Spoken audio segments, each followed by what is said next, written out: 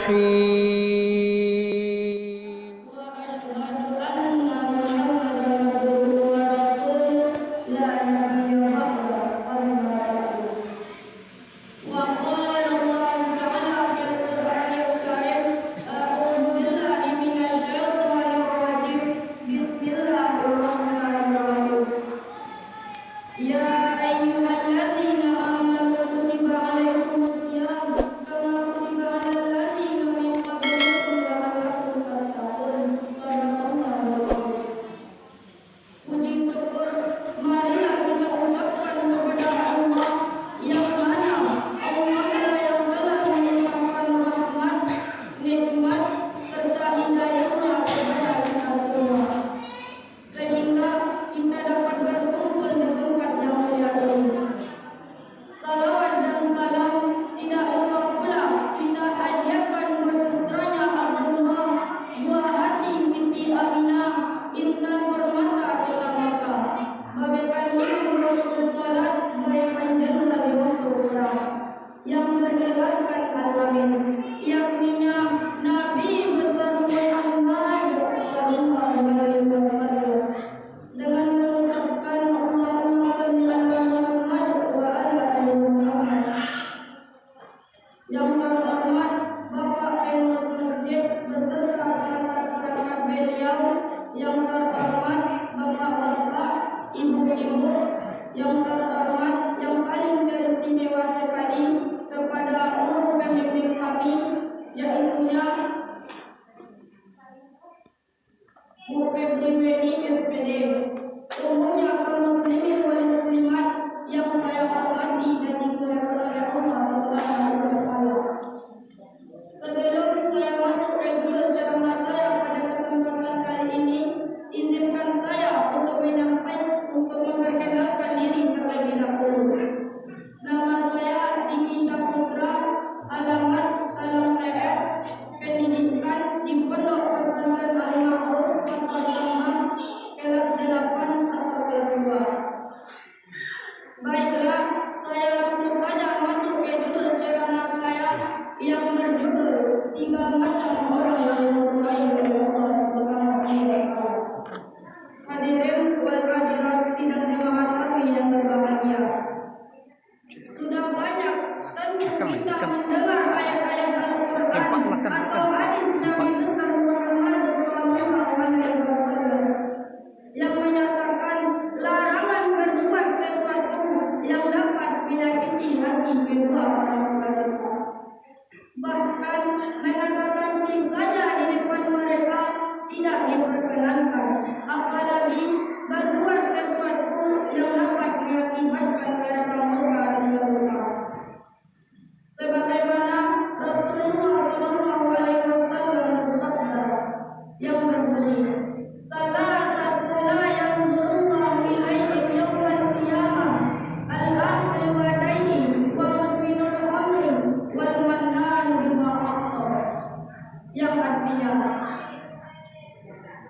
ada 3 macam orang yang Allah tidak akan memandang kepada mereka di hari kiamat kelak, yaitu mereka yang menyakiti hati kedua orang tuanya, mereka yang suka meminum minuman yang keras, dan mereka yang suka menyebut-nyebutkan apa yang telah diberikannya.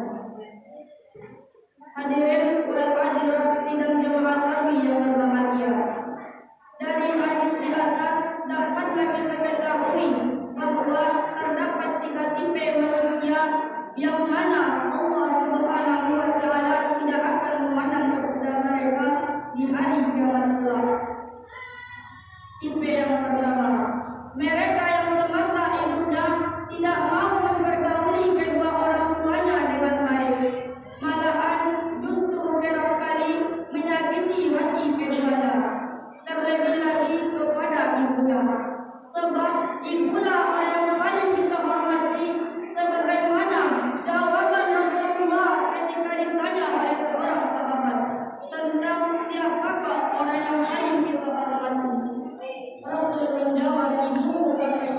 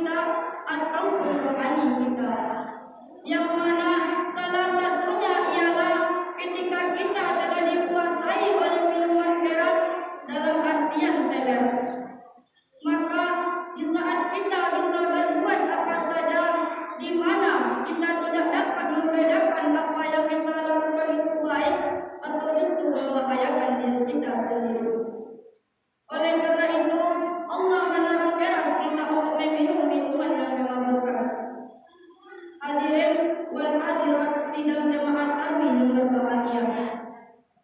Adapun tipe manusia yang ketiga, yang mana Allah Subhanahu wa Ta'ala ataupun rohani kita, yang mana salah satunya ialah ketika kita telah dikuasai oleh minuman keras dalam artian teler, maka di saat kita bisa berbuat apa saja, di mana kita tidak dapat membedakan apa yang kita lakukan itu baik atau justru membahayakan diri kita sendiri.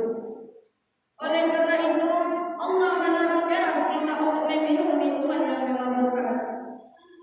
Hadirin wal hadirat sidang jemaat kami yang berbahagia. Adapun tipe manusia yang ketiga, yang mana Allah Subhanahu wa Ta'ala tidak akan memandang kepada mereka di hari kiamat kelak, yaitu mereka yang suka menyebut-nyebutkan apa yang telah diberikannya. Sebagaimana Allah berfirman dalam Quran surat Al-Baqarah ayat 264, yang artinya, hai orang-orang yang beriman, janganlah kamu menghilangkan pahala sedekahmu dengan menyebut-nyebutkannya dan menyakiti perasaan penerima, seperti orang yang menafkahkan hartanya kepada manusia karena dia dan dia tidak mau beriman kepada Allah dan hari kemudian. Maka perumpamaan orang seperti itu seperti batu licin yang di atasnya ada tanah, kemudian ditimpa hujan lebat, maka menjadilah batu itu besi tiada bertanah. Mereka tidak menguasai sesuatu pun yang telah mereka usahakan, dan Allah tidak akan memberikan